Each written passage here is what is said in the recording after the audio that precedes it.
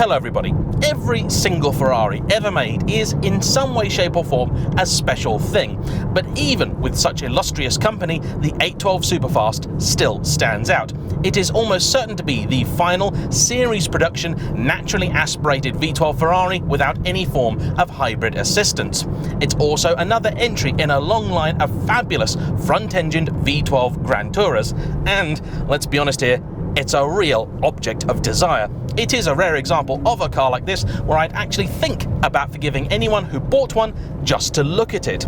But to me, they'd still be missing the very best bit, the driving experience. However, not everybody has unlimited funds, and I'm pretty sure most people considering one of these are also looking at F12s and wondering if the extra outlay really can be justified. I am fortunate enough to call myself an F12 owner, and that's a car I've had now for just over 6 months and have thoroughly enjoyed, as evidenced by the over 6,000 miles I've put on the clock. Thanks to Ferrari, I have been fortunate enough to drive an 812 GTS, the convertible version of this car. However, Ferrari themselves will be the first to tell you that is a car with a very different setup aimed at a slightly different driving style. Now, thanks to good guy Dennis, for the first time I'm able to experience the 812 Superfast, the F12's direct successor. In today's video, I'm going to be drawing many comparisons between the two cars, telling you what in my opinion is good, bad or simply personal preference, and hopefully if you are in the enviable position of being able to choose between the two, I'll be of some assistance. Or if you're not, this is simply going to be a glorious tribute to the Ferrari V12. Enjoy!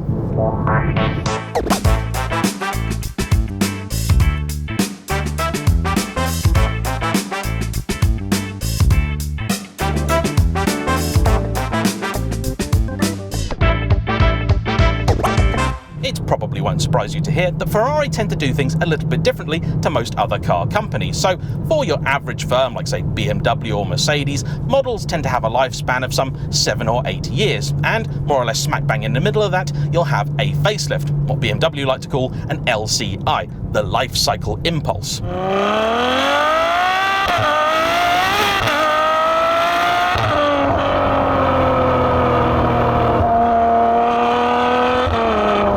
Sometimes the changes can be significant. The introduction of new engines, new infotainment, often they can be more subtle. So different bumpers, different lights, that sort of thing. What Ferrari do is take a core platform and instead heavily rework it. So for example, the 355 is a reworking of the 348, the 430 of the 360. And here the 812 underneath started as an F12. But this is far more than what you would generally consider a facelift. So what's changed then? Well, let's start with the obvious, the looks. The 812 is a very distinctly different car in terms of styling to its predecessor, and one reason for this might be that the F12 is the last car to be styled by Pininfarina. Sure, with Ferrari's input, but here Ferrari did all the styling work themselves. And it's not exactly an ugly car, is it? This is still a very striking thing. Historically, I've always flitted between liking the F12 or the 812 more. I prefer the fact this returned to the traditional quad lamps at the back, but I love the front end of the F12 with its really dramatically sculpted bonnet. The side profile of that car I think is maybe a little less exciting than this, though they are dimensionally very similar, the 812 being marginally longer, they still carry the same rakish profile. And one thing worth mentioning, if you haven't really experienced the whole Ferrari thing, you've probably heard a lot about it, particularly the way the public react. And if you're in Britain, generally speaking, the stories I hear are quite negative. Oh, I took my Ferrari out, somebody spat at it. Oh, I took my Ferrari out, I got loads of grief for it. I'll be honest, I really don't tend to get that all that often. Maybe that's because I'm not sat in Berkeley Square revving the hell out of my cars. Instead, I'm out here enjoying them, as I would like to think Enzo intended. But one thing I will tell you, the way the public react to a front-engine Ferrari is very different indeed to the way they see a mid-engine one. The mid-engine ones I think are more associated with the hooligan brigade, but the front-engine cars, people go absolutely nuts for. They love them. Whether I'm out in the F12 or when I had the 812 GTS, that or the 550, granted that's more of a classic now, but people really do warm to the front engine cars. I think they're maybe a little bit less aggressive, a little bit less in your face, which I know is very, very silly to say about a car that looks like this, but I think it's true. Anyway, audience of mine, lovely people that you are, please tell me in the comment section, which do you prefer the looks of? The F12 or the 812? This particular example is in an absolutely ludicrous specification. The colour is Rosso 70th anniversary, made, as you might imagine, to celebrate Ferrari's birthday. It's a stunning shade, deeper than Rosso Corsa, but not as deep as Rosso Maranello. It's a triple layer paint, has plenty of metallic in it, and though it's a little bit grim today, still looks absolutely marvellous. Not every Ferrari, I think, looks good in red. These do. Absolutely sensational.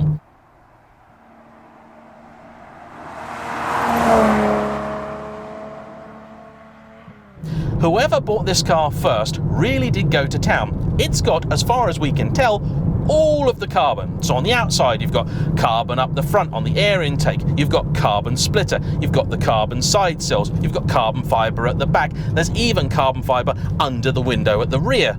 Inside, the theme continues. We have the carbon fibre racing seats, which are very different to the comfort items in my own F12. You've got the very popular carbon fibre driving zone, though this car again is different because it has the extended, longer and rather sexy carbon fibre paddles. In case you weren't aware, Ferrari actually have two different types of carbon paddle. These are the far rarer ones.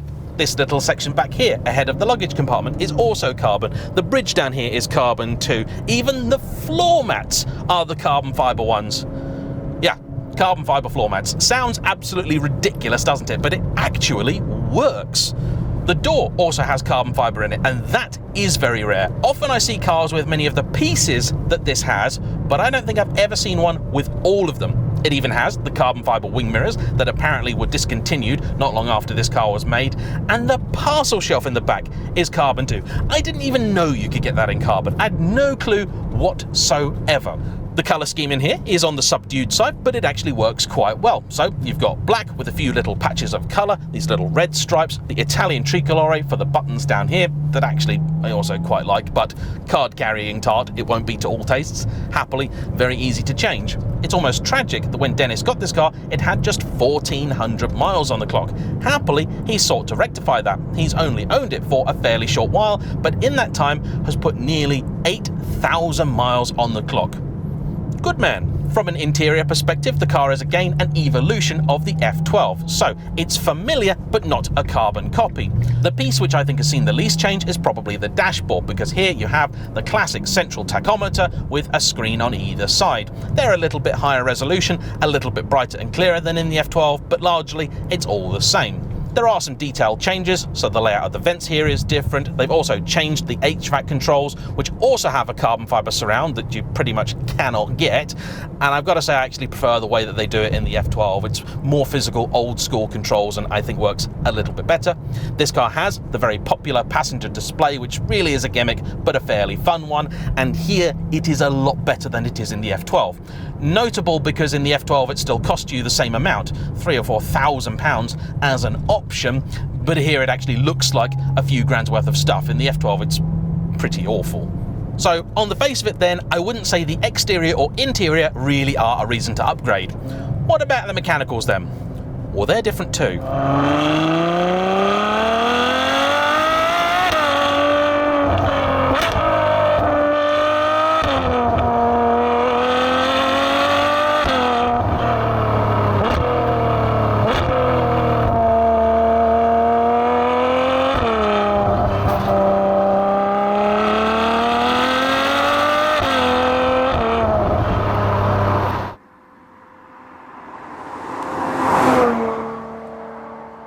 Unless your surname happens to be Button, Fettel or Mansell, I don't think many people ever got out of an F12 saying, yeah, nice car, could do with a bit more poke though. That already has an absolutely astonishing 6.3 litre naturally aspirated V12, making an eye-watering 730 brake horsepower.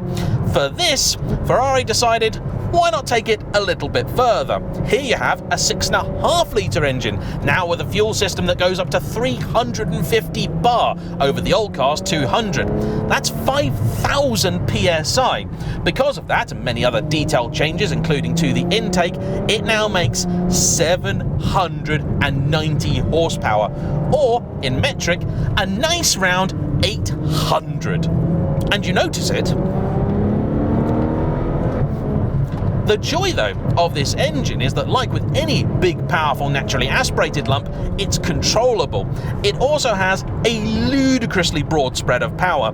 In fact, in this car, you've got usable grunt across nearly 8,000 RPM. It really does pull from, well, pretty much nothing. In fact, as we have no traffic behind us, let's test it, shall we? And let's be really brutal on it. So, yeah, no one for quite a while. I'm in 5th gear now. 5th, doing 25 mile an hour, foot down, yeah, and it moves. There's 40, there's 50, that's the speed limit. That was 5th, and I'm now doing about 3,000 RPM, and the car will go to 8,900. It has the displacement of a Chevy, and it revs like an S2000. I will accept a lot of negative statements about Ferrari, but amongst them will not be the fact that they don't know how to make an engine, because they really do. Is it faster than the F12? Yeah. Massively quicker? You do notice it, I think. It has been about a month since I've driven the F12 because it's in for its service. In an ideal world, I probably would have taken that car out, done a lap of this route, come back and then driven the 812. But I think there is actually something to be said for doing it this way, because I am fairly familiar with the F12, so if after a few weeks away this car doesn't feel massively different, the price differential therefore is going to be quite hard to justify, because very few people ever are going to drive them back to back.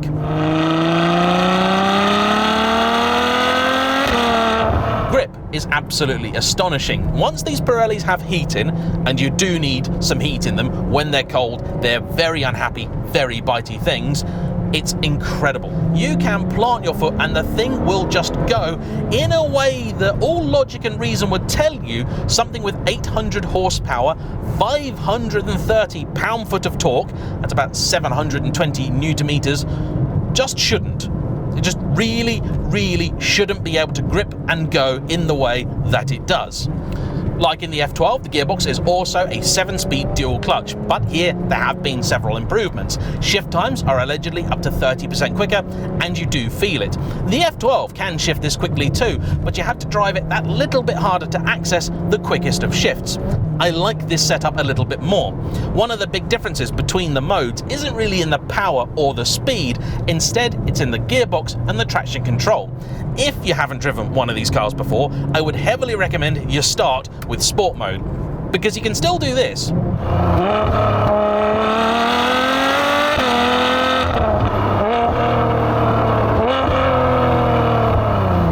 But race mode then sounds a bit more like this.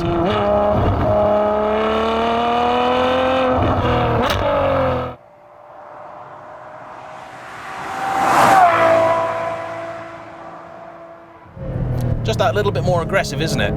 Oh. It's an incredible achievement, this car. Really, really incredible. The gears themselves are about 6% shorter than in the F12, meaning it may be a slightly less pleasant cruiser, though to be fair, both are going to be similar. Tyre noise can be reasonably bad on occasion, particularly if you're on a concrete piece of motorway that we seem to be unusually fond of here. Other things shared with the F12, well, it's a pretty big car, about 4.6 meters long, more or less 2 meters wide. I'm never sure whether the measurements include the wing mirrors or not, but it's big in any case. Down tighter lanes it can be daunting, but it's a little easier to place than you might imagine. You've got a fairly good view of that bonnet up front, and you do get the sensation of being very, very far back in this car. Because you are. The weight distribution, again like the F12, is actually slightly rear biased, owing in part to the fact that that gearbox is mounted at the back in a transaxle configuration. So here, your weight distribution is 53% rearward. I love these seats. I must confess, it's one of the things about my car that I really don't like. That has the comfort seats, which are indeed very comfortable, and for long trips they're excellent, but I've always preferred more sculpted chairs in my cars, regardless of how sporty the vehicle actually is. You have more or less the same modes to choose from as in the F12, so wet, sport, race, CT off and ESC off. The last two really are expert mode. In fact, I want to see if I can get a new little sticker made up for the 430 in particular, and I want to call the last mode Kimmy, because you should only really use that if you know what you're doing.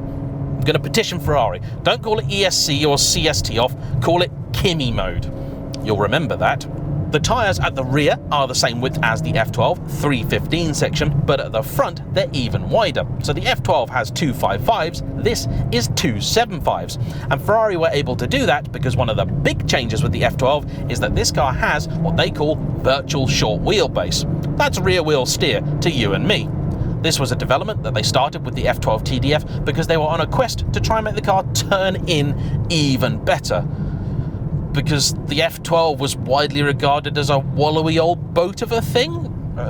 Though I am certain that it is there, the virtual short wheelbase's presence is a little more subtle than in most other cars I've driven with such a system. Steering is still quite darty, as it is in the F12, though one of the things about the 812 I was never fond of is the fact that this was the first Ferrari to have electric power steering. And during this time that I've been talking to you, I've been trying to think what to say about it. Because initially I thought, oh, actually it's pretty good. I criticised it in the 812 GTS video, but the first few miles I thought, no, this is decent. However, I have been driving a modern day VAG product for the last 2 weeks, so that will certainly be affecting my judgment. Now I've got a few miles behind me and I'm not sure that I'm that in love with the system. The F12s, though it does take a few miles to gel with you, is wonderfully communicative, beautifully weighted and real proper steering. This is almost the opposite. I started off really quite liking it and now I'm not really sure what to think of it. It's far from horrible, it's not Ferrari's worst, and to be fair, it's not anything close to a deal breaker for me, but it is just one area where I think the older car is superior. In terms of other boring stuff, again, the two cars are much the same. Fuel economy, atrocious. Interior space, actually surprisingly good. The fuel tank is also a little bit too small, 92 litres, which, yes, I know is not a small fuel tank, but it is when you'll only do 16 to the gallon when you're behaving yourself. The rear is absolutely sensational, has loads of space in it, and you may have noticed this car even has the original full luggage set, which Dennis has very kindly brought out to show me, even including a gorgeous 70th anniversary Ferrari suit bag. I might have to get one of them for my funky shirts.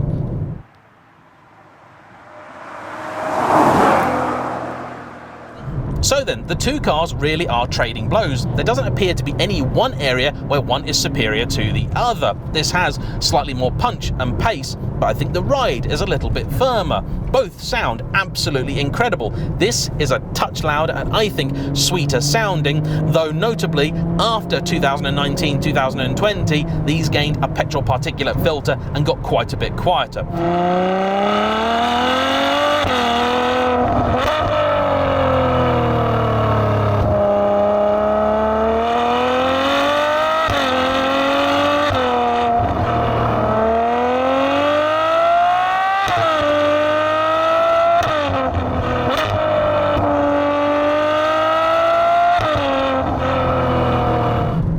What are you going to pay to get yourself into one of these versus an F12? Well, the car market continues to be a strange old beastie. F12 prices are a little up on where they have been. They start at around about £150,000, but that's likely for a leggier left-hand drive example with a little bit less spec.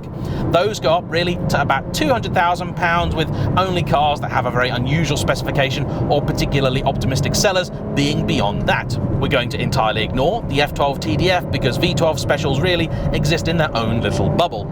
812 prices start at about the £250,000 mark and then go up to sort of 400 to 450 for some of the later cars with higher spec or the GTS. At the strong end of the market, 300 plus, I personally would exercise caution because I think these are cars with quite some weight to fall.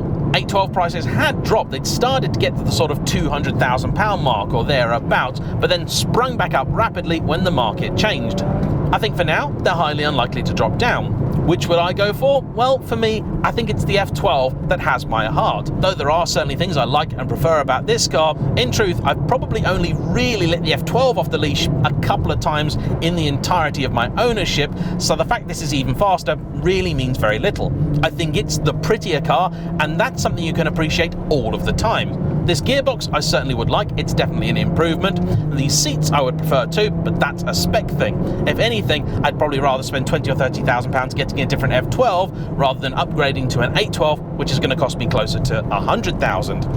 This will always have a special place as one of the very last naturally aspirated V12 Ferraris. However, the F12 then is the last style by Pininfarina. So even on that front, it's very, very difficult to separate the two. I suppose what I'm going to have to do is wind up with that journalist cliche. Everyone's a winner. There is no bad car here. And the one thing I would say, having now driven and sampled this, is that they are very, very spec dependent. If you find something out there like this, be it F12 or 812, and it's a car that's unlikely to have a double, that'd be the one to get. Don't go and get something really boring like Rosso Corsa with cream and red carpets. It's lovely and all that, but it's not going to stand out. If you're looking to buy something long term, particularly if you're the sort of person that likes to class cars as an investment, and you're a horrible human being if you do, just kidding, some of my friends buy cars as investments, but I don't. I haven't got the time for that. I would say get something unique like this, and then you can use it, drive it and enjoy it, and it's still going to be unique. If someone wants the car with the green exterior and the purple stitching and there's only one out there, they're going to have to buy yours regardless of whether it's got 10,000 miles on it, 2,000 miles or 100,000 miles. Oh, they've also changed the indicators up here as well. I prefer this design and they make more sense. In my car, you press short for a long indicate, long for a short. This is the other way around. So short press equals short indicate, which just makes sense, doesn't it?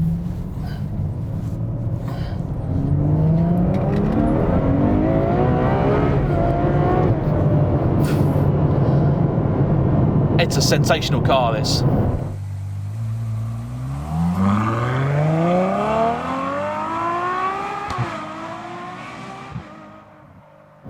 Absolutely sensational and usable. That's the crazy thing about this car. Compared with an Aventador, better visibility, more tractable engine, much better gearbox, loads more space. I'd happily daily drive one of these. I mean, I have with the F12. The Aventador, more of an occasions car.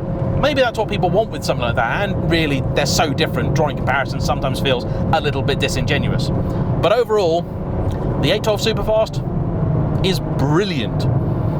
Better than the F12? I don't know. Worse? Definitely not. Definitely not. As ever, a big thank you to Dennis for bringing this car out, and to you for watching. Don't forget to hit the like button, comment down below, subscribe if you haven't already, and even if you have, make sure you've checked the bell icon so you'll be notified of every new upcoming video. And whatever it is, I hope to see you there. Bye bye.